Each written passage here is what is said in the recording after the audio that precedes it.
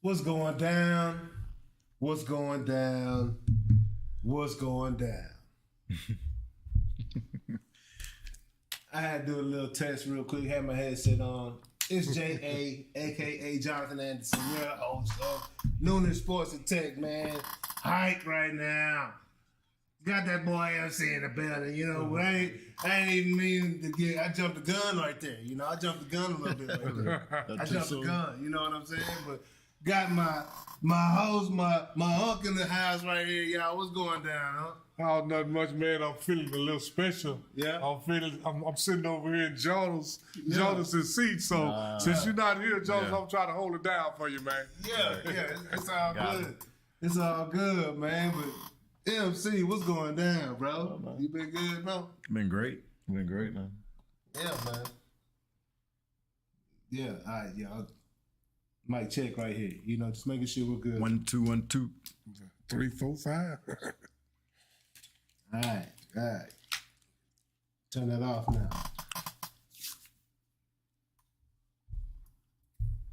Phones. Good to go? Done. Yep. Show. Good to go. And here we go, man. MC, what's going down, bro? None, bro. Good to see you, man. Man, great to see you too, bro. Been a little bit. Been good? Been great. Yeah. Been great. Yeah. Just been seeing your OU games and Ravens games, you know, like Trying to get it in. been watching your boys, support dog. my guys. Yeah. It's been good. I mean, good seasons for both. So, Yeah. Yeah. So it was good to see. Man, it's a lot, you know, talk about OU, man. Like it's a lot going. There's some things that are changing for OU for 2024. Yeah, big things. You know, going to the SEC. That's right. You know, so Yep. how do you feel about what's currently taking place in the building and the direction of the program right now? I mean, Oklahoma is definitely moving in the right direction. I think, you know, what Brent Venables has done in 2 years has done nothing but take a step forward in each of those seasons.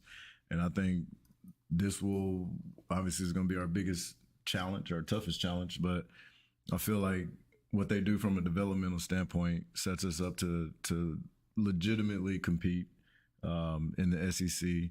I feel like this past year we lost a couple games due to I don't think we put our players in the best positions to win those games late in the games. Yeah.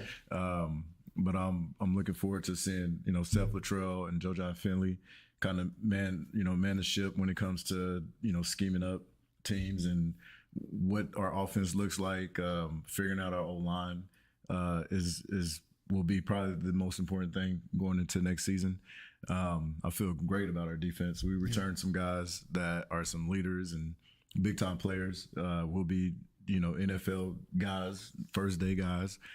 So that is so important going into a SEC where everything primarily is I mean it's defense, but you know those are your best defenses in college football, and you know probably the most depth in terms of talent in college football.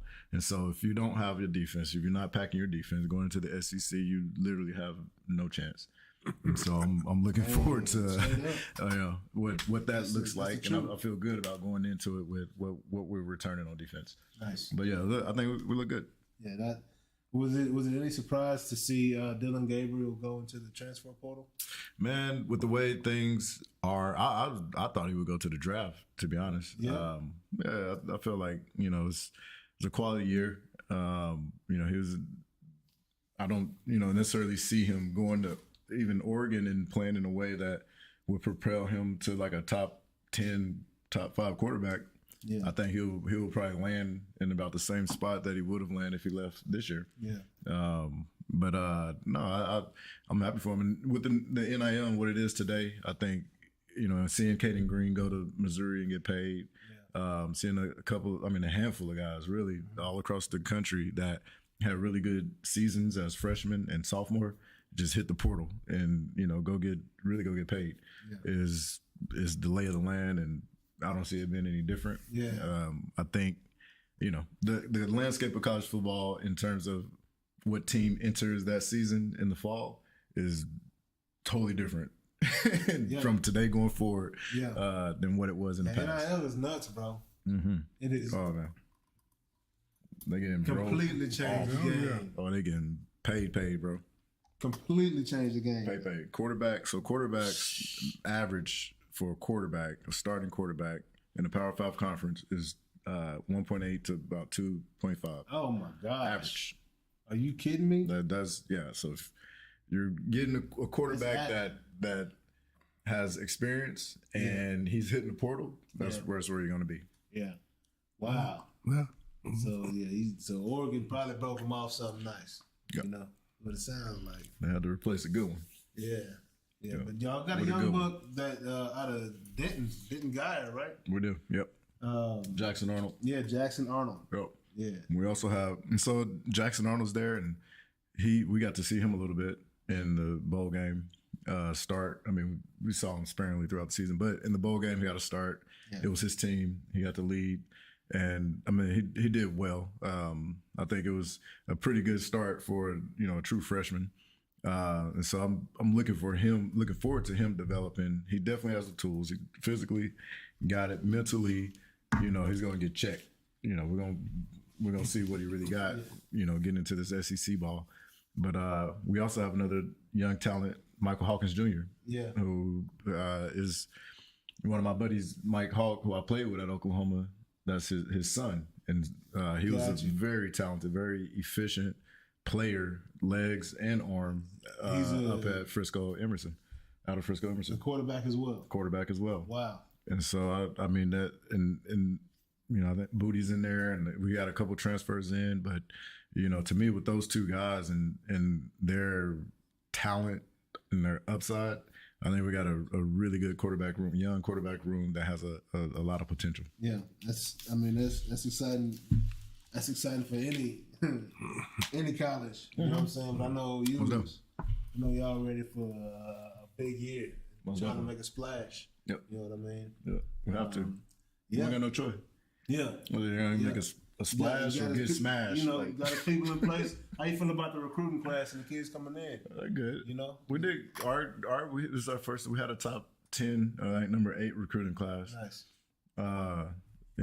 That's another testament to one, BV, and then two, going into the SEC. I think you're going to land a lot more of those 5-stars, especially the guys in the front seven on offense and defense.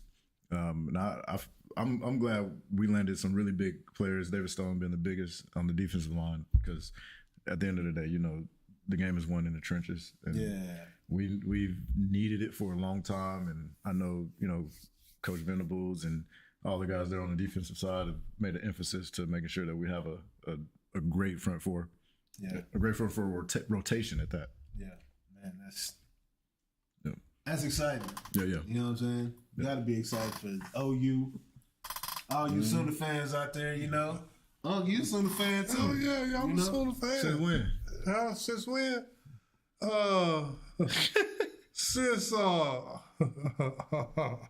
Since Steve Owens. What's the fullback? Way back.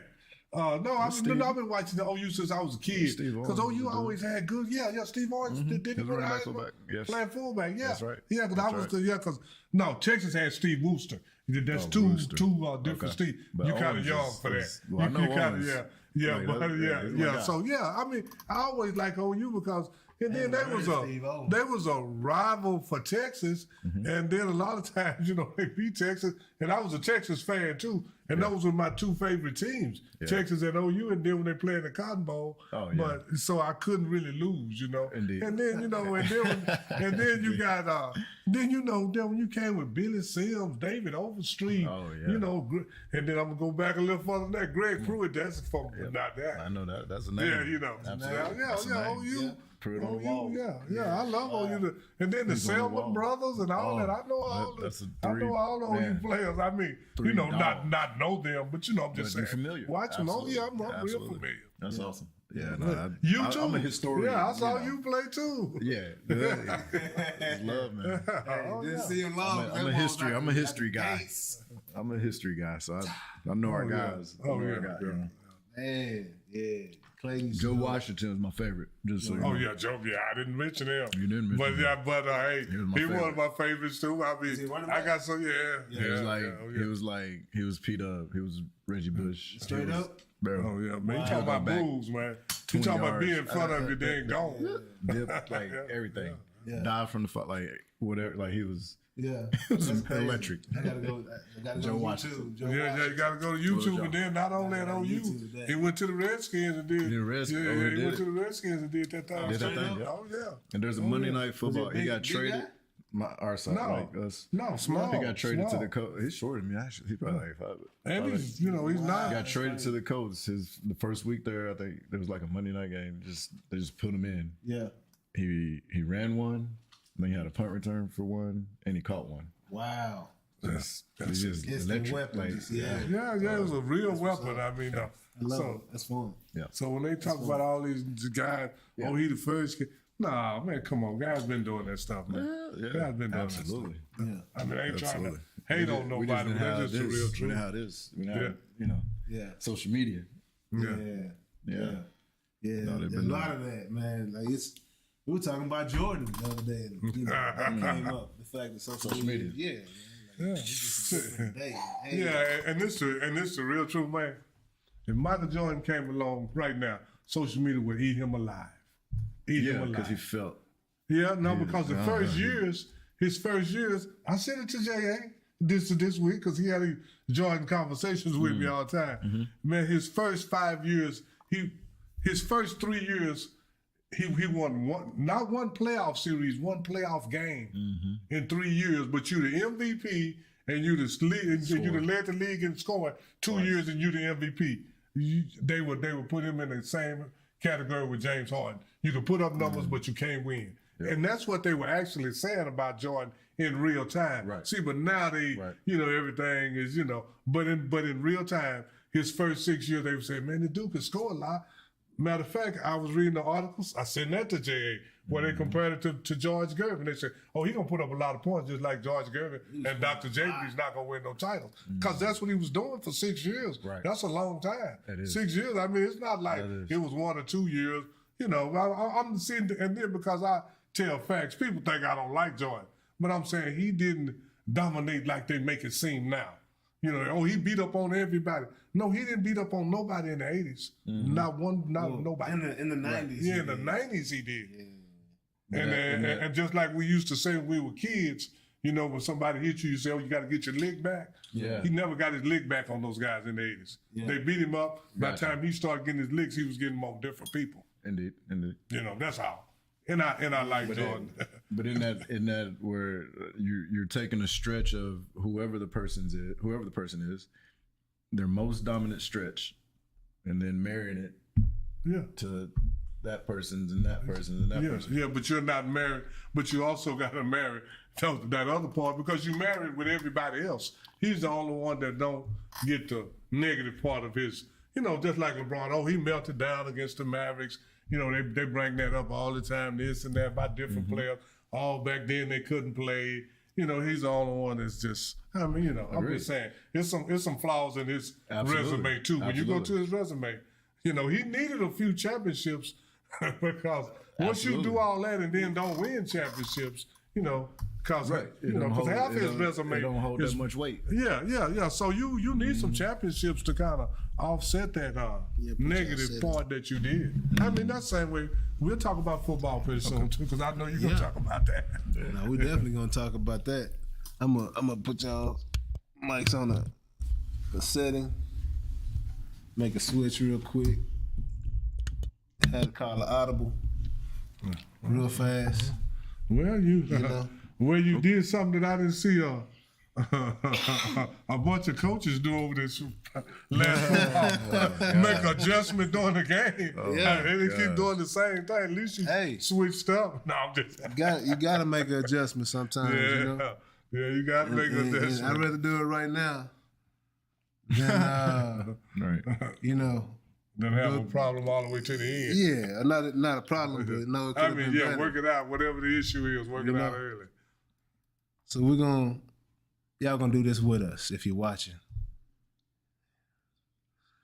So good thing you got that new edit ability. Yeah. Yeah. What you talking about? Oh, I was just saying that we'll get a chance to talk about the football part, adjusting along the way instead of keep doing the same thing. You did it in the first quarter, it didn't work. You're still doing it in the fourth quarter, and it's still not working. Yeah, you know, somebody got paid. Yeah, we did that. You know, hey, I saw that in several games. I saw that in a couple of games. Man, no adjustments being made. Yeah. Speaking of that, so I don't. We'll go back to that one. We'll go to the Chiefs and the Ravens. You attended this game. Yeah. So what was that environment like, bro? Amazing. Any AFC Championship ball atmosphere is amazing. Yeah. Especially in at the bank. Everybody knows Baltimore's fans they're some of the best fans in the world, period, including soccer. But it was an amazing experience, and I was looking forward to a really good game and a Ravens win. And unfortunately, they did not do that. It started off. It was a good game. It was a good game. It was a really good game. The Ravens win. Yes, the Ravens win part. Man, it was. There's a couple things that happened that just very uncharacteristic. But just prior to the game, like, what was your experience like up there? Like, how is it when you go back to B-Mo, bro? You go to tailgate. Well, there's tailgate parties. Yeah. So you have tailgate parties, and you just, the music's going. You're eating, you drinking. I had the family there. Yeah. Like, son Aiden was there. He's 16 now, so he could really enjoy it and soak it in. And then I had my daughter Ava, and so she was just kind of there but ready to go somewhere else. Yeah.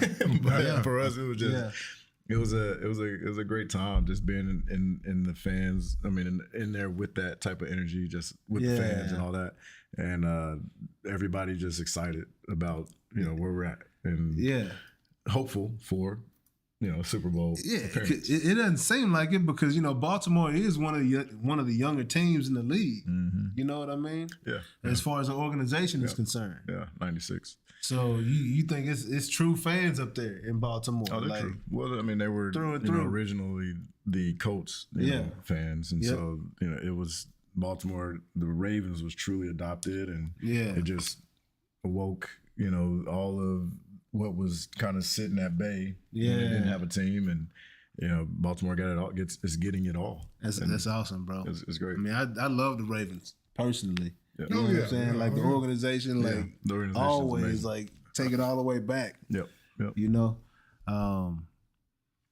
Liz, are you listening right now? Is it good? Oh no, not on the thing. No. Oh, okay. I thought you were listening. I will. You want me to check it? Yeah. Can you do that for me? Huh? On YouTube. Yeah, it worked. But no, my bad. No, I just put this in because I know my phone's about to be do something loud, and I was avoiding that. Yeah. No, that's I know the environment was just electric. Yeah. It was, you know, and a lot of.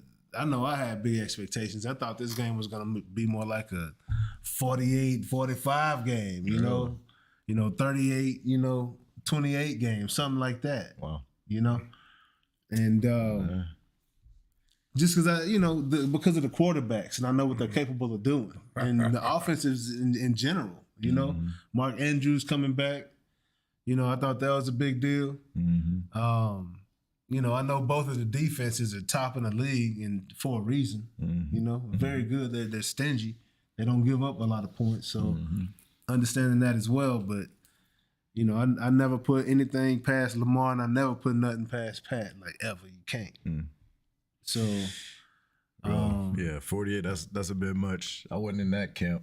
Yeah, well, I was more like a teens. Yeah. KC would be in the teens, and we would be 20, like mid to upper 20s. Yeah. That's what I was thinking too, Mark. I was thinking more like at 24-17. 21-17. I wasn't taking no 40. Because, man, you know, football hasn't changed that much. No. Defense still, man. Defense is still. Good. I mean, get it. You know, defense is still way up there more than they want it to be. Give it credit. I get it, but these are both very good offenses as well. You know what I'm saying? Led by great quarterbacks. You know what I'm saying? But the game looked like a defensive struggle. It was. The game was. You know, so.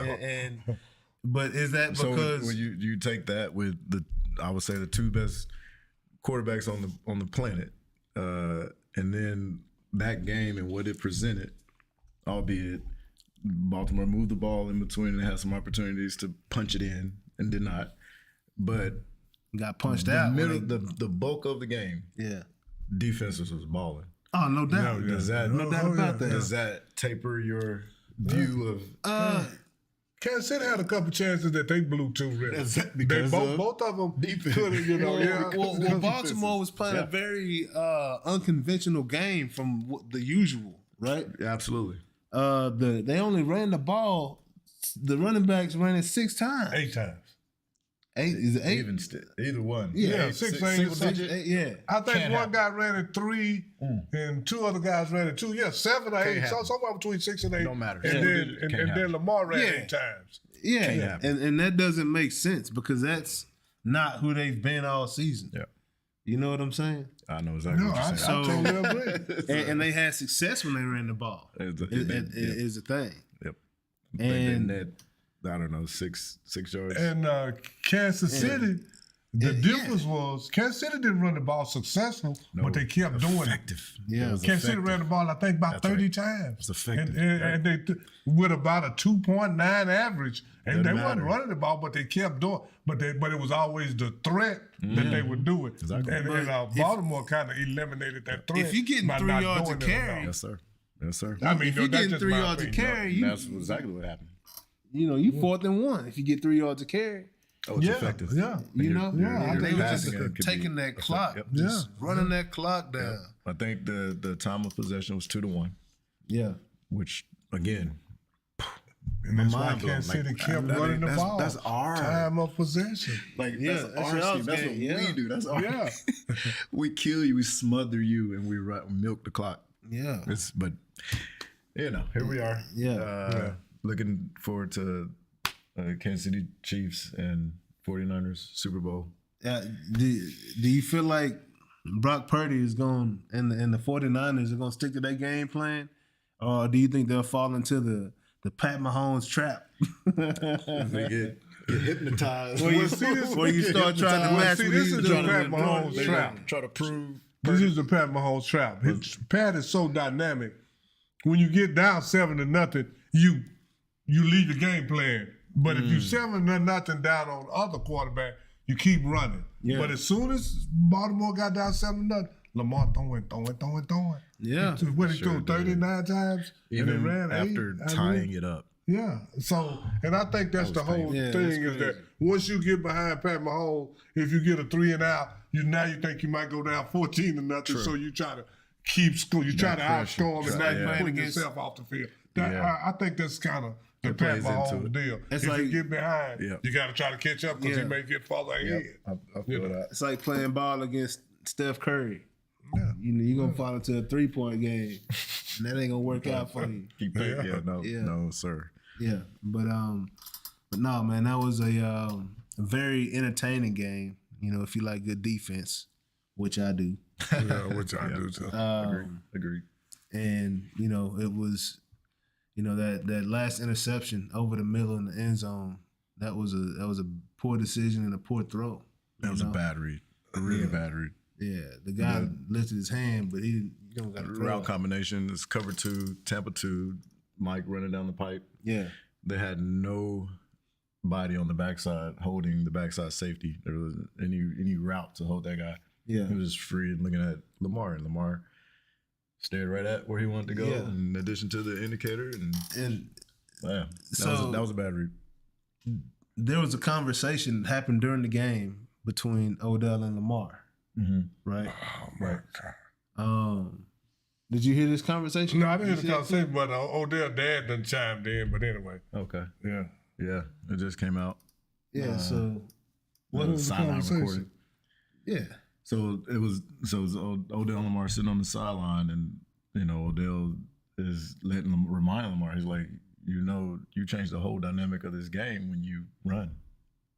He's like, we need to get something going on. Like, what the fuck is going on? Yeah. Like obviously by this point, everybody in the building understands we're outside of our element here, doing all this drop back passing. Like we throw the ball, yes, but we don't throw the ball that much, and we don't drop back that much. Yeah. And here is this conversation on the sideline coming from a place which, to me, that's worth $15 million alone in the AFC Championship game, trying to get the leader of that offense to lock back in. Like, bro, Yeah. if they're gonna do what you dropping, do, man. bro, take off, Nick. Like, Yeah, bro, like, they're gonna have to on? respect it. Yeah. Then everything else gonna open up. Yeah. That was, for me to hear that, I'm like, damn. I love the OBJ signing even more. Yeah. Even more. And that's a lot of times. That's good looking out. When you're signing veterans. Getting you to lock back in. Those little conversations are what you're signing for. Yeah. But, yeah. Yeah. I mean, know, and then, they are, how it is. It may or may not be true, but they are saying, because somebody said double check it and see if he was hacked, but supposedly Odell's father said that Odell deserved better than Lamar. Better than Lamar. I mean, as a father, you're looking at it. Well, if I'm looking at it, I'm like, well, is OBJ we could say he's arrived. Like, he's a vet in the league. He's established. He's made his mark. Yeah. We know OBJ. Yeah. If he was not OBJ, and I'm a father of a kid who's trying to make it in the league, I would say something about that, because he needs the ball. Like, if you're gonna make it in the NFL, you got to put up stats. You got to put up numbers. Oh yeah, straight up. And in that offense, you're not really gonna put up numbers. Therefore, I'm gonna communicate something. If I'm advocating for my son, I get that. That scenario, I mean, he could say that, which would very well be true if OBJ is like, I need the ball some more, like I did, but he's not that. Yeah. He's at a point in his career where he said, I want to win a championship. I want to win championships. Yeah. Yeah. Totally cool. But I think, it's circumstantial always. I think he's a great option to Zay Flowers. Zay Flowers is the feed me receiver guy. He's the best. He's the feed me guy. He's the best. Odell's that guy where, hey, if you forget about me, like, I will bust you over the top of your head right here. He's that type of guy. Or first down guy. The best, hands down, the best locker mate or the best locker room guy? vet to having a first round receiver in Baltimore on his side. Hands down. On the field and off the field. Like, it didn't get any better in terms of having that ear and that guy speaking to you as a rookie. Yeah. Okay. Like, he's on the biggest stages. I mean, how's his work ethic? OBJ, like practicing and things like that. I don't see that. I don't know, but I have to believe that it's good. I'm looking at really a receiver room that made plays when they needed to make plays. Yeah, Bateman was legit too. Bateman showed up this season, which I know the Ravens fans were happy about that, and I know he feels good about that he got a chance to make some plays. And he's a first round pick. He's a first round pick. Yeah, he was getting beat up pretty good. You know, and he's been injured. At the same time, so you get beat up for that. You get beat up for not producing. Yeah, you get beat up when you get the ball thrown your way. 60 times in the season, an entire season. Yeah, and you don't catch 90% of them. Yeah, it's it's tough, but that's the business. But so I know he was happy to be able to contribute in a way and have people know, like, man, if Lamar could get on the same page with Bateman, we'd be good. Yeah. Like, that narrative starting to happen for him is really good. And that's great. Whether he's in Baltimore next year or not, I don't know, but I think his future is still going to be pretty bright. Yeah, are they like Jerry? Like, they pretty loyal to the guys they draft type deal? Baltimore? Yeah. No. Yeah, that's business. This is business. But I said this on Ryan Ripken's podcast there. I said the Ravens do business well. Yeah. Nobody, it's always business, cutthroat. Yeah. But the way they communicate that business is different from everybody else. and I'll say a handful. There's a handful of organizations that respectfully tell you that we're going to let you go, or you're not going to be here anymore, or whatever it may be. You're not going to hear about it on the news. You're not going to hear about it from somebody else. You're going to hear it from their mouths. Got you. First. And then you can do with it whatever you so please. But they're going to tell you straight up, like to your face, hey, this is what we're thinking. Yeah. I respect that. You as a player, you respect that. Absolutely. Which is why the organization by players is considered one of the best places to land. If did a lot of that have to do with Ozzie Newsome? 100%. Okay. Yeah. All right. That's what I was going. He's a player? No, the way he was a player, then he was a general manager for the Raiders. He trained up, Eric DeCosta now, who took his spot, but Ozzie's still, engaged. Yeah. He learned down there, man. He's probably following the same pattern, Well, Okay. Ozzie, man, the GOAT. Yeah, that's what's up, man. But the owner, Art Modell. Shout out Ozzie. Yeah. Steve Bashad, like they were all like that. Like just they wanted to do it different. And they did. Man. So rip. Cheers to that, Cheers to the Ravens organization for doing good business. Yeah, doing good business, doing it the right way, I know some that they say ain't doing it the right way. And they done it the right way in a while, but we ain't gonna talk about them this week. They did it the money way. The money. Yeah, they don't deserve the conversation. So y'all see that 49ers and that Detroit Lions game the other day. Mm-hmm. But y'all, I saw it. Yeah. It was very entertaining again. That young buck Williams. I felt like he was a kid from around here, but he's not. He's from St. Louis. I had to check it out. But very electric, bro. Reminds me of Turpin, a little bit. Number 9, the guy that scored the first touchdown. Jameson. Yeah, Jameson Williams, yeah. Is he a rookie this year? Like, where's that kid out of? He's been. He was a first rounder who was out of Alabama. He actually he tore his ACL in the championship game. Ah, got you. And then was still picked as a 1, and then finally made it back. Last year, I think he had a solid kind of year of getting his feet up under him, and then this year has been very successful for him. That boy ran up by his shirt, man. Oh, buddy, He did. Yeah. It was like, this dude here, Earl Campbell highlighting in black and white slow motion right here. That's funny. Ran up out of his shirt right here. Yeah. But Detroit started that game off, had everybody, it was buzzing, like San Francisco had no shot in that game early, just the way that things were going, defense making plays, Hutchinson, everything was going one way, it seemed. Purely. In that first half. Oh, yeah, it was. And I called my homie Larry, and, it's kind of my, it ain't my fault. I ain't taking the blame for that, but he's from Detroit. He's a Lions fan. And I called him, was like, bro, they going in, He's like, hey, you got to run through the tape. You got to finish, bro. You got to run through the tape. Yeah. And he's like, hey, you ain't supposed to say nothing right now, right? I was like, you know what I'm saying? I'm just saying, they bombing, And them bad boys, like as soon as that game started back, everything changed, And I don't understand. Maybe it's the moment got too big. They all froze up a little bit.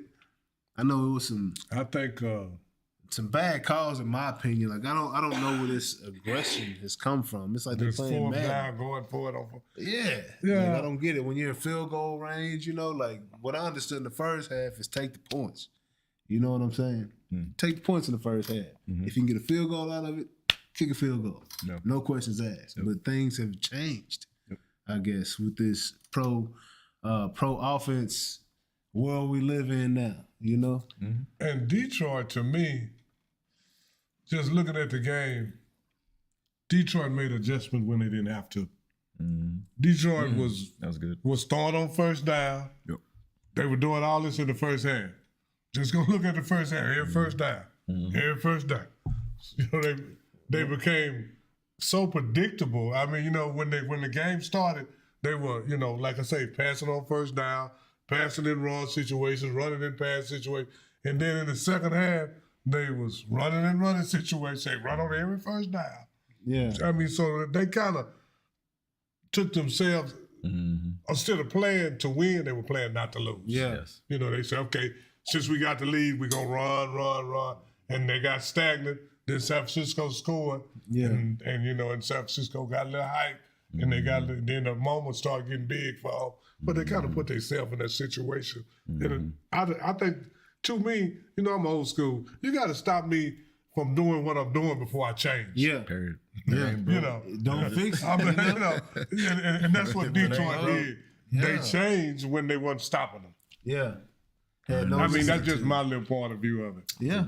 I mean, that's a very good point, though, you know, because that's exactly what happened. And, I mean, you could, the change was coming, and it was nothing they could do. Like, the calls were, it was strange watching that everything just moved the way it did in that second half.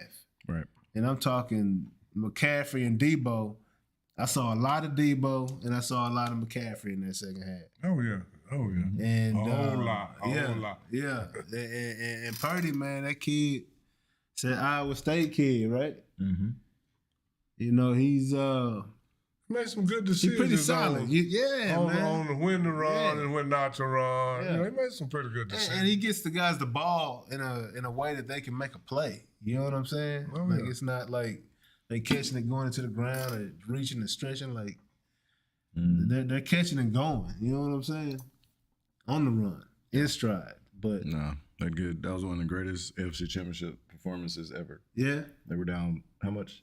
17, 24/7. Yeah, 24/7. Yeah, man. With his arm and his legs. Man, and see, like so. That was impressive. Yeah, especially when, you know, we talking about. That was some Joe Montana type stuff. I mean, Joe Montana was known San Francisco down. Gotcha. Wasn't no Dak stuff. Wasn't no Dak stuff. Wasn't no Dak stuff. That's true. Wasn't no Dak Prescott stuff. You know, hey, 24/7. Everybody was down at that point. You know, everybody died. Everybody died. But we scored 30. You know what I'm saying? But we was down 46 to 46 to 16. Oh yeah. Everybody, CD even started catching. 18, yeah, we were down by a bit, but anyways. 21, we were down by 21 at one point. Can't help but to bring my Cowboys back in the mix. You know what I'm saying? Like it just got to come out. It got to come out of it. It's still a sore spot, I know. Yeah, man. You know, I'm ready to see Trey Lance, dog. Speaking of the 49ers, bring it back to the 49ers winning that game. I'm ready to see Trey Lance down here in Dallas. Get that young buck a shot. You know, hand that thing on over. That'll be one of the worst decisions they make. Next to signing that contract, offering that contract, that guy with that no trade, no franchise, whew, that boy there in a great position. He like, what you gonna do? Yeah. You know what I'm saying? But see, the reason Dak could do that is because Dak been good with his money. He gonna be like, you gonna take that $60 million hit? Or you gonna give me that 59, dog? Like, what you gonna do? You know what I'm saying? Yeah. What you gonna do? 60 guaranteed. What you gonna do, dog? Yeah. Well, just like I say, it's like this. You got to start somewhere. And most of the time, it may not even be the coach's fault, but that's usually who take the blame, is the coach. Oh, no doubt. But, you know, we already talked about it. Yeah, we already talked about that. But running it back, you know what you're going to do? You're going to run it back again. They'll probably get 12 victories next year. Mm-hmm. Definitely. And then have an early playoff exit like they did this year, like they did last year, like they did the year before. Because you keep doing the same thing. Something got to change. Yeah, put Trey Lance in there. Yeah, something got to change. That's what I'm saying. I'd rather have 12 wins with Trey Lance. I'd rather have 10 wins with Trey Lance. It's really simple. Until Dallas changes their defense, they're not winning no championships. What you mean change their defense? Thank you. Get the safeties out of the game. When you're playing teams that are running the ball. Yeah, man. It's very that alone, I think, sets you up to at least give the offense some room to not be great, not have to be great. I think it's because we have no depth at linebacker. Well, whose fault is that? That's our fault. Exactly. Because they want to have a certain scheme. It's their fault. And they strategically, you know, this is NFL, so they can go and draft and pick guys that fit that scheme. Yeah, but they forgot about the linebacker. Throw it out the window. Well, Dan Quinn may be gone next year. Sounds like it. We'll see. Yep. We got to get tougher down the middle. He hasn't got a job yet, have he? And that's it. Hey. He's been interviewing. He had been interviewing. I wonder if they called Belichick and was like, hey, if you don't get a head coaching job, he's not coming. you won't come. It's McCarthy. You won't, no. I'm saying. No, Jerry. Come be my defensive coordinator. No, Never. no, Belichick. Belichick not gonna do that. Funny. Never. Just 1 year, Bill. Just 1 year, Bill. Come on. Belichick ain't gonna be. If he can't be head coach, you can make more than me, Bill. You can make more than me. This is McCarthy talking You can to make more than me. You can make more than me, Bill. That's funny. We'll pay you more than me. Just come hilarious. in and come hit this DC for me. Yeah, they need it. Hit that DC for me. Yeah, it ain't happening. Yeah, no, it's not. But that'd be nice. Would be. Oh yeah. That'd be nice. That's a nice to have. That's a nice to have right there. But yeah, it's crazy that Bill Belichick doesn't have a job right now too. At the same time, you know. Well, you know, I don't think a lot of people want that old style coaching anymore. These younger guys, they don't want that style. They don't want to be coached like that. I'm gonna say it like that. Like what? Is my question. But I know the answer. Old school style. Yeah, where they all are, you know, like bro, like you know, sometimes you need somebody to give you some harsh direction. You know what I'm saying? I totally agree. But see, I'm from you don't that think era. so? It depends. I don't know. I don't know. Yeah, different players are different. I don't Yeah, know. no doubt. I don't know how They're real different. Cleveland had a really good defense. I don't know how they D coordinator coach. Baltimore had a really good defense. Kansas City has I know Spags. He ain't cussing nobody out. Really, he's just a good guy. Yeah. I don't know.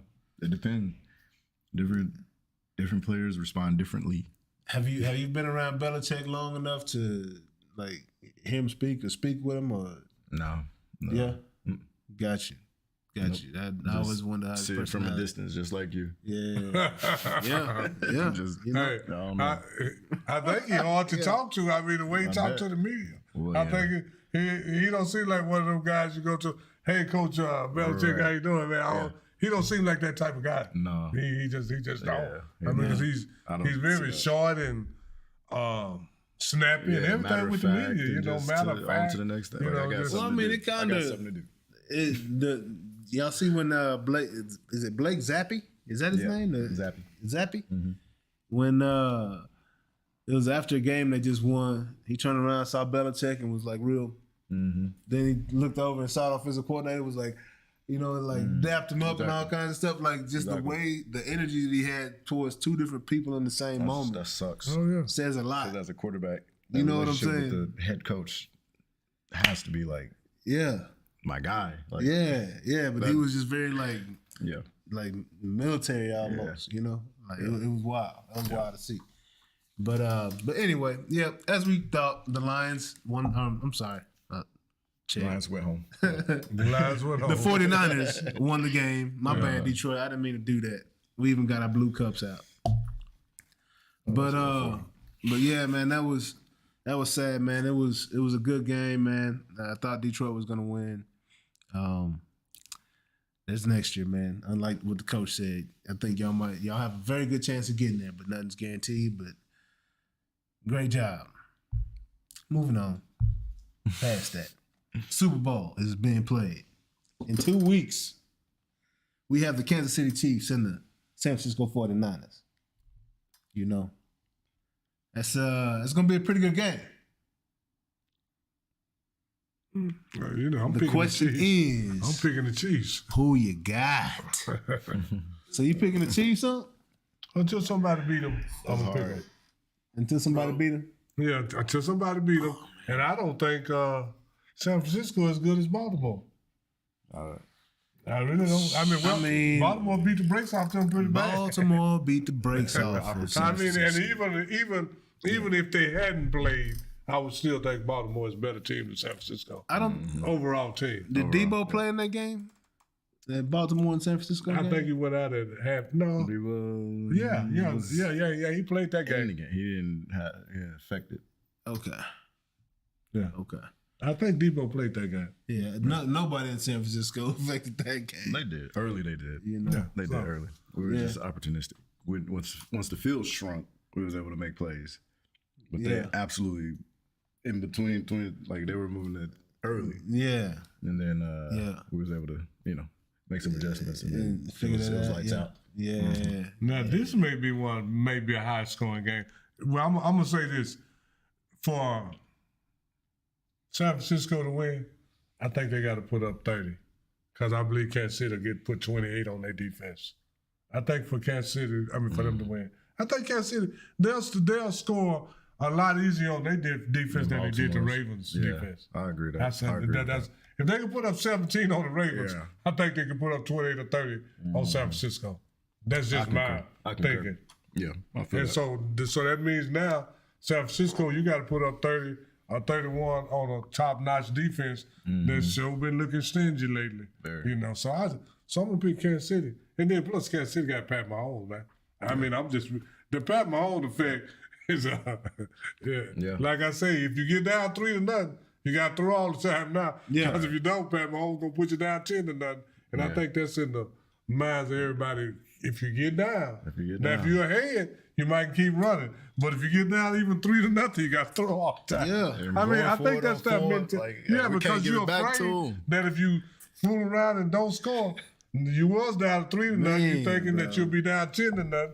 And then if you fool around and don't score again, you'll be. So that's what take teams out of that running. Go quick. Yeah. I think that make them stop running and start throwing. Run the ball 6 times. Why was Baltimore not running the other day? I have no idea. Because they got down 7-0. Oh, yeah. And they like, boy, if we don't do something, we'll get further and further behind. Now you're out your element. That ain't goes beyond that because they tied it up. Yeah, I mean, that's just my. They ain't got the ball back. Yeah. And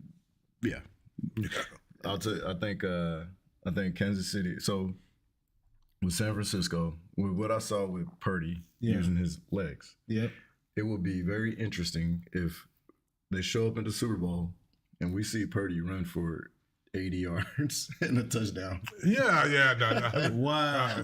It would be very intriguing. Yeah. If we saw San Francisco take advantage of what I think Lamar could have totally taken advantage of in that Kansas City defense and actually win the game. And I'm going to say this. I would be surprised if Purdy could do what Josh Allen and Lamar couldn't. He can. And penetrate that Kansas City defense. He can. He can do what they couldn't do. Yes, absolutely. Him running. I didn't say he think could. that Anzalone play was about as like eye-opening of a play. Watching a quarterback use his legs to make a play at the optimum time. Anzalone can run. Like that dude can run. He's like a fofo like linebacker. He's a freaky linebacker guy, and he pretty knew like, all right, go straighten him up and then dip. We're gonna dip. That little right there is just like that's a whole nother layer that we don't attribute to him. And what he brings to the game. Because he don't bring it out all the time. He doesn't have, he hadn't necessarily had to, but he don't. But when he did have to, he did. He did. Yeah, that's the most important thing. He got a little wiggle. So I'm Purdy got a little wiggle. Man, Purdy was moving. Purdy got a little wiggle. That boy riding. I was like, I'm just saying though. That his legs will be a game changing. Yeah. Similar to what OBJ said to Lamar. That's crazy. Purdy take heed. That will create body blows to KC. Yeah. Converting I remember big downs him with his legs. I remember him running in college. Pretty good. Yeah, absolutely. In Iowa State. Yeah, they did. Yeah. Ran a lot of tight end from which is crazy. Shanahan handpicked. That was a perfect pick because I remember Iowa State offense was heavy 2 and 3 tight end offense. Run scheme, everything was very familiar with the offense. Yeah, absolutely. Everything off of the play fake and turn your back to the defense, turn around, hit somebody in stride. Yeah, like he was. And we're seeing him do that at the NFL level. Yep. Which to me, I'm like, that. There's no surprise. Like he's been doing this, and Shanahan and their offensive, personnel they put around him that makes it just a beautiful marriage. Yeah. So who'd you say you had? I got KC. It's hard to go against Mahomes. It's very hard to go against Mahomes in the scheme and. I'd rather lose to the Super Bowl champs than not. I said I can't. It's hard to go. I can't go against Mahomes. With all that being said, it's hard to go against Mahomes. Yeah. It is. I mean, because you know, Andy Reid's all brain, the attributes that Yeah. we say Freddie got. Yeah. It's just hard for me to say he does go. that. I do Patrick because Man. everything, all the attributes we said he got, Pat got them too. Pat got that and some more. He does. Because that little, it wasn't against the Ravens. I think it was the week before. That little runway was running to the left, and the guy was right in front of him, and he did like that, and the guy turned his head and he went that way and gained about 30 yards. And when you see him, none of that stuff. You know, when you see him run, like when you see Josh Allen run, you say, man, this dude can run. You don't look at Pat Mahomes and say, he's fast. No. He was running down the sideline but he was standing behind his blocking. I mean, he was running. He wasn't running fast. He knows how. I mean, he just knows how. He knows. Yeah. I mean, it don't look like man, the dude look like he ain't that fast. He's got instincts. He's got great instincts. Dude look like he don't have no great moves, but he's always, he's slithery enough. Just enough. Everything is just enough. But those darts that he throws are unreal. That pass to Kelsey, he put that mug perfectly back hip. You know what I'm saying? That mug was a dart like. That's perfect. Yeah. He may not have the strongest arm in the NFL, but he got the most accurate. Yeah. And them balls be right there. He definitely got the strongest. And his arm is got one of the strongest. His arm is not weak. I'm not. But I'm saying, sometimes Josh Allen throws some throws, you be like. It's just those two guys. But Pat threw 75 yards off his knee. He can get those. Much as Allen his game don't have no weaknesses. I'm not trying to say he don't have, because his game don't have no weaknesses. It just don't. And the most that's a great statement. His most powerful part of his game is his mind, because he make them decisions just like he playing outside in the backyard. These guys right here, I know I'm better than they are, so I'm just gonna do enough to make them, do one thing, and I'm gonna do something else. Pat is he's a fool with it, man. He's a fool. He's fun to watch. He's in his Super Bowl? Fourth Super Bowl. Fourth Super Bowl in 5 years. Is it 5 years or 6? In 5 years, but 6 years as a pro. Got you. His first year he was on the bench. But ever since he's been starting. Ever since he's been starting. 4 Super Bowls in 5 years. Bro. That's crazy. That's crazy. And won a couple. He lost to Brady when he was with the Patriots, and he lost to Brady when he was with the Bucks. Crazy. Had to be Brady. Yeah, man. That's it. Man. Yeah. But, I got to... I'll never go for San Francisco. So, I won't either. That's why it was easy for me to say. So there's that. That's just what that is. Yeah. Pat Mahomes, Texas, let's go. Kansas City Chiefs all day long, man. Yep. Texas Tech alumni. Pat Mahomes, White House, Texas alumni. I believe it's White House. Isn't that something like this? Whitechapel or something like that? I think it's White House. Yeah, I think it's White House. Yeah, you're right. But I got them Chiefs in it. Them Taylor Swifts. So Luka scored 73 points, man, and nobody really is talking about it right now. Did you see this? Did y'all see Luka score 73? Yeah, I watched some of the replay. I didn't get it. It wasn't on live. For whatever, but I watched replay. Spectacular. 40 at first. 41 in the first half. Yep. That was Well, I got the alert. I got the alert on my phone. Luka got 41 in the first half. Luka scored 73. Embiid scored 70. And Carl Anthony Towns scored 63. And Devin Booker scored 62. Yeah. The same night Luka scored 73. In the loss. Yeah. Booker, they took the L. Booker and Cat took the L. And Cat, Luka. Yep. And Embiid got that dub. Cool. So they were playing Atlanta. Yep. Which, as we know, Luka was drafted, Trae Young was drafted, and they made the trade. Yep. It was just crazy. And I'm like, man, this is it's cool to watch because as a Sooner, I love Trey and watching Trey. Yeah. Ice Trey is crazy because his size and his quickness is insane. His numbers are amazing. Yeah. Like they did not miss on that pick. Dallas wouldn't have missed on that. However, they didn't. Their records in the playoffs, I think, are similar. Yeah. And they're young still, and so I'm excited that we got years of watching Luka and Trey do their thing. Yes. But it was cool. I mean, kind of cool for me just to look at the replay and know that, man, Luka, Trey going at it. Yeah, like, this man. is a part of the future of the most elite shooters, the elite players in the NFL. I mean, sorry, NBA. That's awesome. When LeBron graduates, the NBA is gonna be a shooters league, bro. Straight up. You know, like it's you still got Zion.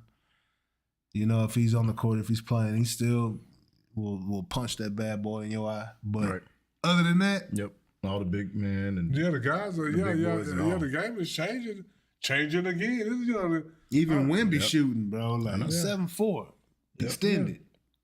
Chet. Yeah, I like Chet over Wemby. Yeah, Chet is fan. Chet's pretty good.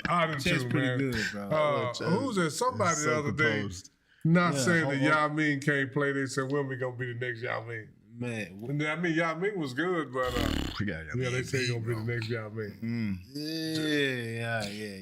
Wemby Yao? Nah. I mean, you know, he's not. He said, don't expect him to dominate like people think.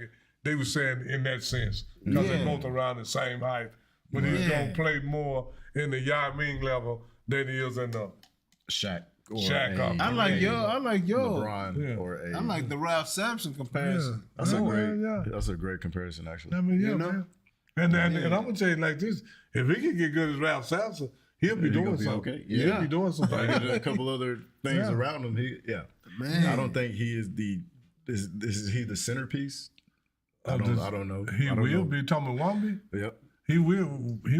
I mean, pretty much, because see, the Spurs haven't been doing nothing, and he's highly touted, high draft choice, so he's got to be the centerpiece. I think he's got to get stronger. Oh, he got to get a lot of things. He's got to get stronger. He got to get a lot of things. That's the way that Joel Embiid treated him. Man. From the time he saw him on the court. Yep.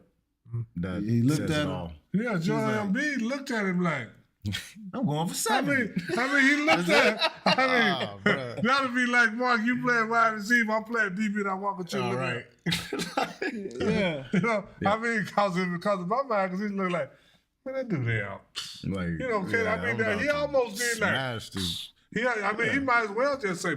Not like that, you know. It's like work, bro. Yeah, he looked him up and down all night. Yeah, he looked him up and down, and then he said, he looked him up and down, and then he was like, man, please, boy. You know, you can see it on his face, like this dude can't hold me, man. Absolutely. Then he win the game and work. Yeah, straight up. Yeah. So how good is Luka? Do y'all think? Do you think he will win a championship at some point? That's hard to say. I mean, he got to get. Luka's got the talent, but he got to get better teammates, man. You know, it's all about teammates, man. Defense. Yeah, he got to get somebody. Yeah, Shea Gilgeous-Alexander. He will win a championship before Luka does.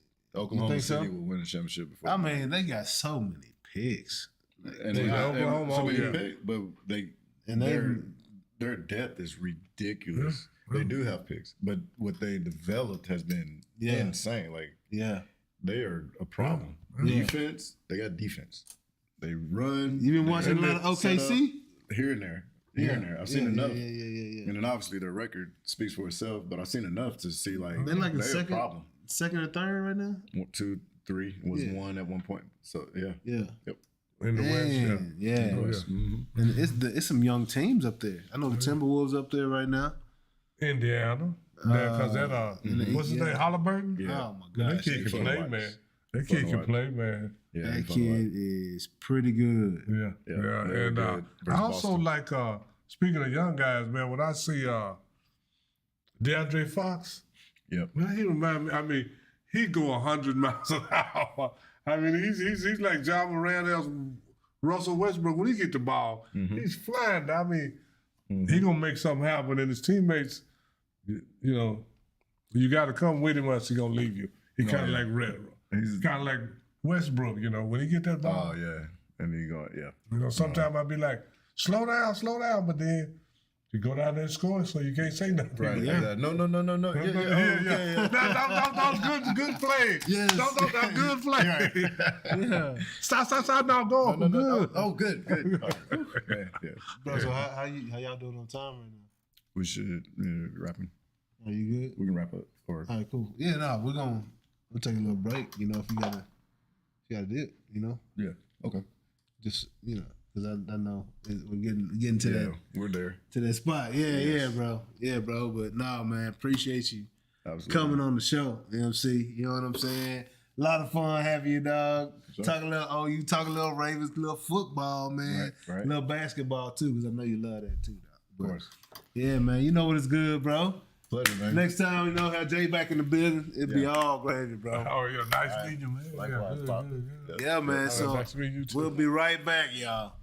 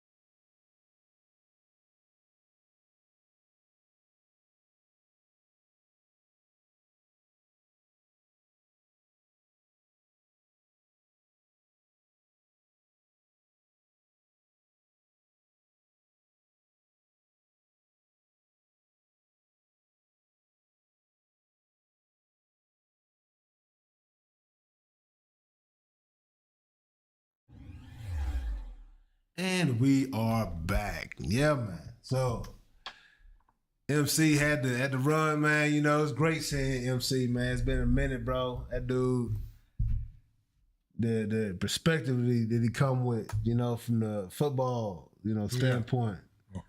It's very, very interesting, bro. Always great conversation. Great seeing him. You know what I mean? But yeah, bro. We back on this thing. So Luka hit that 73 the other night. What you think about it? It was an easy 73. Yeah? Yeah. An easy 73. Yeah. Is there such thing? Oh, yeah. When nobody ever gets in front of you, no, I'm not trying to, don't get me started. When I saw the part I saw about 40-something points of the 73. Yeah. Luka was just, a lot of it was just going to the basket, pretty much uncontested. So it was a lack of defense is what you're saying. No, I'm not going to take away from Luka. But I'm just saying, it was an easy 73. Yeah. That's a lot of, but they said it was the most efficient game ever. I believe that. Yeah. Because he got no resistance. Wow. I saw 6, 7, 8 times Luka just drove to the basket and all the guys did was swipe at him. And then when they swipe at him, he continued to get to 2. And then when they would swipe and 1. Yeah. Yeah. You know, I'm not going to try to poo-poo on Luka 73. He got 73. 73 is 73. Yeah. But if you go look at Kobe's 81 and the shots he was taking and people contesting his shots and all that, it was a lot harder. Yeah. It was a lot harder. Yeah, it was very hard. Yeah. Kobe's 81 was a lot harder than Luka 73 because that's the most efficient game ever. Yeah. So that means that he hit the highest percentage of shots, you know, and all that. You know, I seen you a clip. You know, it's not many clips of Will Chamberlain scoring 100, but I sent that to you the other night. Yeah, I don't know if you saw it or not. And that was and I was saying like this, for Will, you know, that was a fairly easy one. Yeah, a fairly easy 100. Yeah. But this is the thing. People think that Will didn't have a game, but you saw 4 or 5 turnaround jumpers off the glass. Yeah. They wasn't nothing but about 10, 12 feet. He was taking up the floor a little bit. Yeah, you know, so it was more than just him dunking on guys smaller than he was. Yeah. And a lot of that is overblown because Will actually had some skills. Yeah, so you think he had a shot though for today's game too? He had a little turnaround jumper. Yeah. You know, bank off the glass. Yeah. He had the little one-hand hook. You know, he had the finger roll. Yeah. You know. He had a nice little game then. Oh yeah, he had a real good game. He was skilled. He was a skilled player. Yeah, and all this stuff about Will Chamberlain couldn't play in today's basketball. Will kill these dudes right now. You think so? Yeah. Because this is one thing. You can't take away his athletic. Wilt is faster than they are. That's a proven fact. He ran college track. Yeah, that's crazy. So he's faster than they are. Yeah. He's a high jumper. He high jumps 7 feet. So he's faster than they are. He can out jump them. So what makes you think he can't play? That's crazy. And he's bigger than they are. Yeah, that's crazy. So yeah, he could play. Yeah, when I saw Wilt shake Shaq's hand. No, he hugged Shaq. Yeah. He swallowed Shaq up. Oh, Shaq who looked like they had the bigger shoulders. I never seen anybody make Shaq look so small. Yeah. He swallowed Shaq up. I couldn't believe it. When they hugged at their 50 greatest, he swallowed Shaq up. So he's big, fast, strong. Yeah. And I don't know why people think that he couldn't play today. Yeah, no, Wilt was pretty solid. Man. It was he was amazing. He's the only more I watch and learn about him, the more I'm like, he's the only basketball player was a freak. in 2 college. He's in the college basketball Hall of Fame, and he's in the college track and field Hall of Fame. That's crazy. And he left out of college after 3 years. Oh, in the NCAA. I wonder if Charlie Ward, he's not for basketball. No, he said in those, he's not in the Hall of Fame, no. It's crazy. In 2 sports. That is wild. We're the only NBA player to do that. Yeah, that's insane. That is insane. Anywho, we're going to keep this thing rolling. Zay Green Watch. So, this past weekend and this past Monday, so Saturday and Monday, Saturday, she played against Southern University. They won. They beat Southern 74-59. She had 10 points, 4 rebounds, 4 assists. Modest game for the most part in that game. Sounds like she may not have been needed very much. Oh yeah, and sometimes you have to do that as a player. In a game that you're not needed to score, let your teammates get 20. Build their confidence up. So you may need them one day. Yeah. So you can't always just because you're the best player. Oh, I got to get 20 tonight. I got to get my 25. And no. I'm gonna get 10. Let a couple of y'all get 20. Yeah, 25. Yeah, and her teammates showed up. She's getting her assists, and man, it's been fun to watch. She played against Grambling on Monday night. I watched that game on my phone, and they pretty much dominated that game. The score of this game looks much closer than it actually was to me. The referees, Oh yeah. It was some very questionable calls taking place, but which also made this game much closer than it actually was. But Pine Bluff, man, they're gonna be something to deal with. Come towards the end of the season. When it's tournament time, I'd love to see them get a chance to play in the tournament. They've already beat some schools from bigger conferences. Oh yeah, they beat a couple of D1 schools. Yeah, they beat a SEC school. They beat Arkansas University. And they beat SMU. They beat SMU as well. And played North Texas very well. So it'd be cool to see them get in the tournament. Went out in that SWAC and see what happens, man. But Zay's been balling. She went for a double against Grambling in that victory. Grambling came into that game, I believe, 5-1 in conference, and left out there, 5-2. And now UAPB is 5-2. Grambling's 5-2. Jackson State is undefeated. I believe Texas State has 1 loss in the conference. So that game that conference is heating up. It should be fun towards the end. Oh yeah. March Madness is right around the corner. So y'all, we're gonna see what Zay do. I think she's gonna elevate her game. Is what I believe she's gonna do. I'm not just on the Zay Green watch. I'm on the Pine Bluff watch. Yeah. You gotta be at this point. Yeah. Because I got a niece and a nephew down there. You got two cousins down there. Yeah. So and one just graduated. So Pine Bluff is near and dear to my heart. Yeah. For sure. So we on that Pine Bluff watch right there with them lines out there.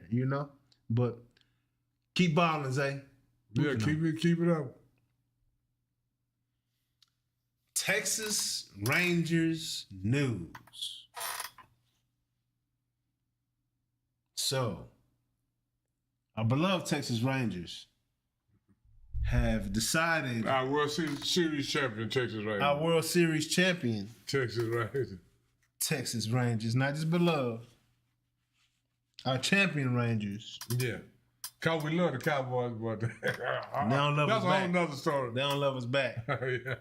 They don't love. The Cowboys love the Cowboys too. Yeah. Right. They don't love us though. Not the fans. Not the way they treat us. But these Texas Rangers do. They went out and won that championship last year, and 2 what I believe to be vital pieces do not have contracts. One of them has already signed another contract. So Aroldis Chapman, our closer, he is now in Pittsburgh. Signed with the Pittsburgh Pirates. I think 1 year, $10 million. I think, hopefully it's a situation where, if we're in the running for the pennant towards the end of the season when the before the trade deadline hits and whatnot, I hope we go out and get him again. I would hate to see him go to Houston in the trade. Yeah, to somebody else. But I will say this about him going to Pittsburgh. Pittsburgh always been one of my favorite teams. Yeah, the Pirates. Yeah, yeah. I mean, because I wasn't no huge baseball fan, but back when they had Willie Stargell and then the Barry Senior and the Barry Junior. The Bumblebee Pirates you talking about back in the day with the Stargell? Yeah, Then, when Barry Bonds came along, I was always watching the Pirates because they always had good players. Yeah, no doubt. Barry Bonds was on my wall my whole life. That's still my favorite player ever.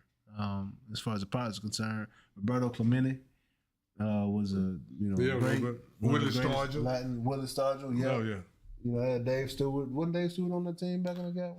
I think Dave Stewart was on there. He didn't. He left, but he didn't stay the whole time. He didn't stay, but he was on the Wheel Family. Stewart was on. Yeah, the Beehive Boys. Yeah, because they had that. They had the.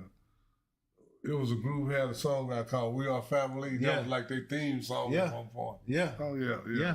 Yeah, the We Are Family Boys, man. So Slade, Sister Slade, or somebody had that. Gotcha. We Are Family, and that was, and they always played that, and they kind of Pittsburgh always was kind of like he was saying about the Ravens a while ago. Yeah. And, they kind of did stuff different. They seemed to always treated their players, like if they were going to send you out, they would let you know. Yeah. You're out of here, man. They did good business. They wouldn't just, you wouldn't hear it or whatever. They would it wouldn't be leaked nowhere else. Yeah. No, that's good business. But yeah, I respect the Pirates, but I think I felt like Aroldis Chapman was that enforcer. Like I said, it was great to have. Oh yeah. Come playoff time, I believe he's the reason why we beat Houston when they hit our guy, and then he came back and hit their guy, and let you know, hey, we here, we ain't scared of y'all, bro. So, and I throw 104. You might not want to do that again. Yeah, now that's the difference. Getting hit at 104 and 92. Oh, that's a huge difference. That's a huge difference. So huge difference. All teams got enforcers, but if your enforcer throw 104 miles, if you got a special enforcer, if you got a special, you got special enforcement. Yeah, it's going down, and that's what Aroldis Chapman brings, and he does his job well, man. Like there's spots where he has these crazy moments where he either can't find a strike zone or he's, throwing too many sliders or something. I don't know. But, hey, that 104 is good to have in your back pocket. When you guys like to flip their bats when they do home runs. You know what I mean? And the other guy that we want to talk about that likes to flip his bat when he hits a home run, Adolis Garcia. Right now, he is not signed. He is not signed with the Rangers. And it's pretty wild. He is a beloved player for the Texas Rangers right now. He and Corey Seager really carried us through the playoffs. If it wasn't Corey Seager hitting a timely home run, it was this guy, Aroldis Chapman, hitting a timely home run. And we had other guys that chipped in as well. The young buck. I can't think of his name right now. And then. When Adolis went down, the guy that filled in for him, Janikowski, I think his name was, something like that. But we had several players that showed up. But it'll be sad. It'll be crazy to see, this team without Aroldis. I don't know if that's an option at this point, but I think he deserves to get paid his money. He's a solid player. He's been a solid player. He's been consistent since he's been here with us. Since we got him from the Cardinals, and I think he deserves, his money. So, don't be stingy with that man. Rangers going to pay that man. The Rangers got the money. It just depends on who they want to give it to. Mm-hmm. Mm-hmm. And you got to kind of trust Bruce Bochy on that one. Oh yeah, no doubt. Sure, he got a lot of input on, who get the money. Yeah, no doubt. But I trust the front office. I trust Chris Young and what they're doing. Obviously, ever since our analytics guys gone, we doing pretty good. Yeah, since John Daniels out the door, we've been doing very well actually, and he's now in Tampa. So Tampa, I hope the best for you, man. But that guy, he has a ceiling, it seems. So hopefully he don't mess y'all over. But yeah, man, we gonna keep out. That's the last topic right there. But we can keep. We ain't got no tech talk. We ain't got no tech talk this week.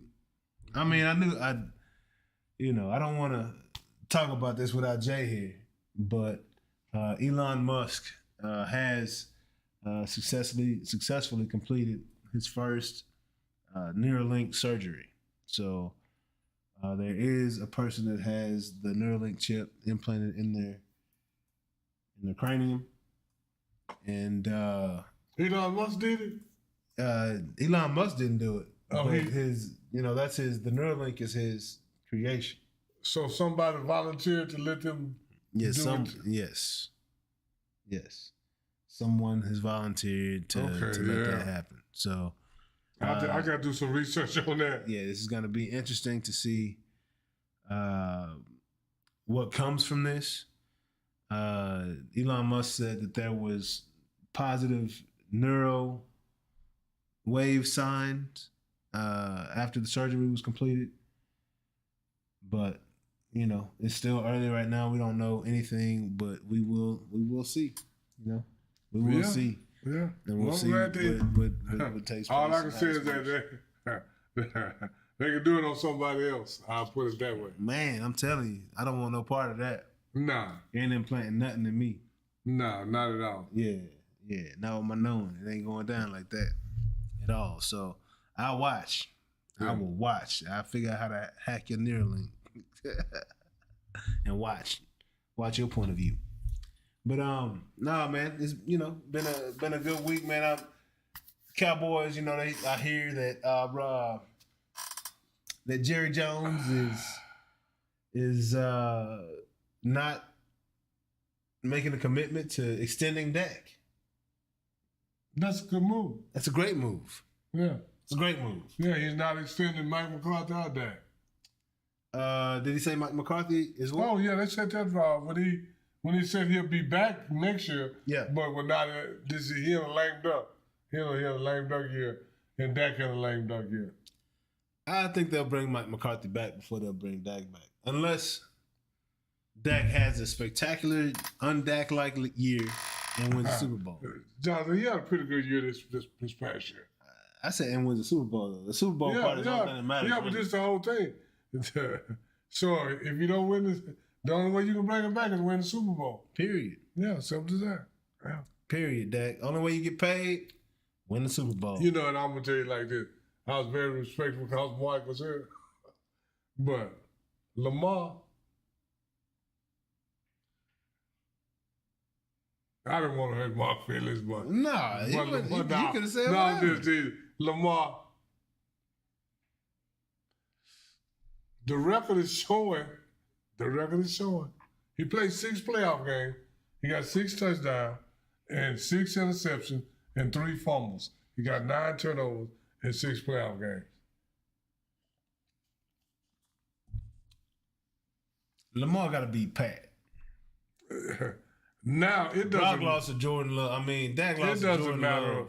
It doesn't. Now we picking who you lose to. I'm just saying. Now we picking who you lose to. I'm just saying, it ain't a comparison between the 2 players. There's no comparison. No. Okay. You can compare their play. But this is the thing. Wins and losses. This is what I've always said. I have never said that Dak was better than Lamar. Yeah. This is what I have said. That if Lamar was on Dallas, it would be there's no evidence that Dallas would be a team. Yeah. Yeah. Because first off, he got the same teammates, and even though Dak ain't up to par, neither is his teammates. Our defense is not like Baltimore defense at all.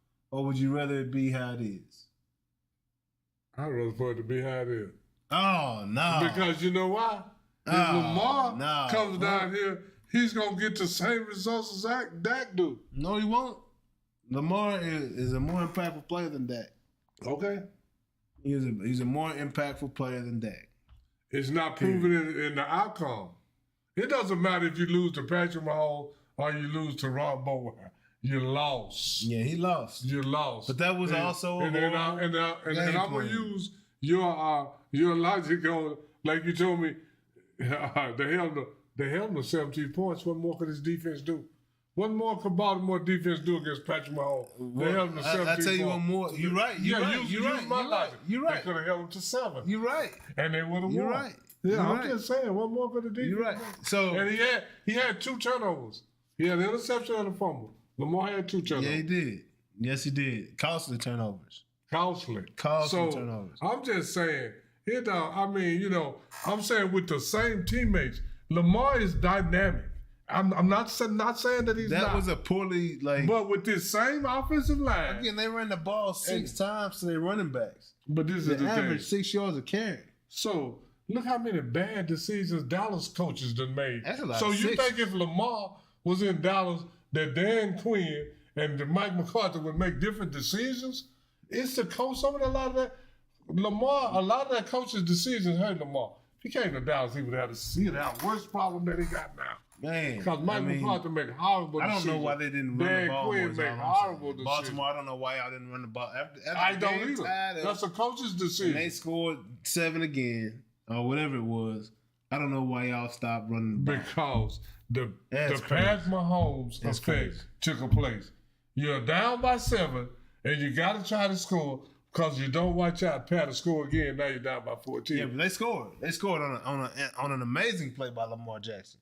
But it wasn't at first. He broke the tackle, spun out, and hit Zay Flowers But by the over time the top. he scored, that was on their 4th or 5th possession. It wasn't on the first possession. No, it wasn't on the first possession. He It didn't was, like, tie. it was like on the second. It was like on their second possession. Did they tie the game up 7-7? Yeah.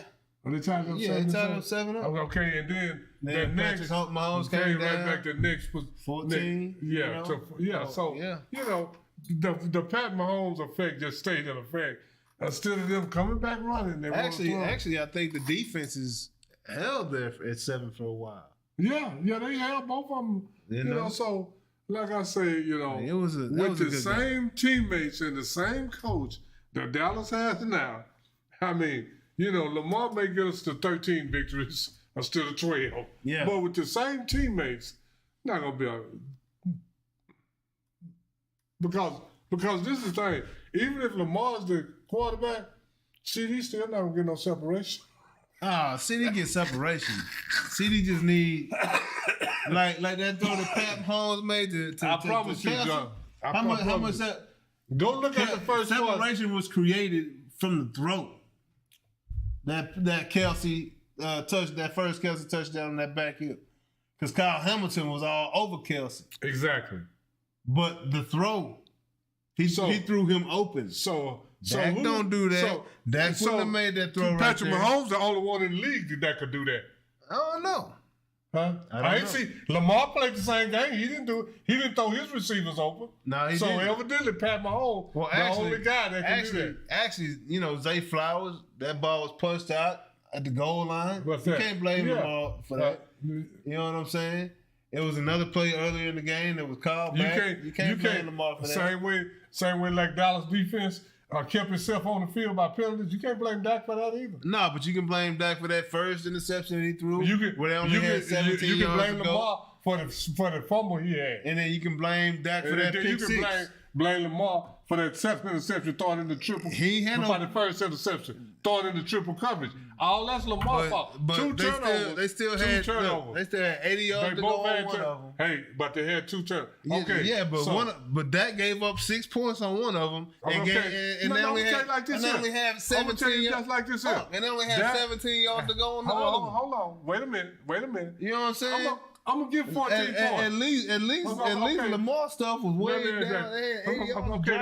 Come on, they now. gave up 14 points. I'm gonna give Dak 14 points. You take away that 14, Dallas still lost.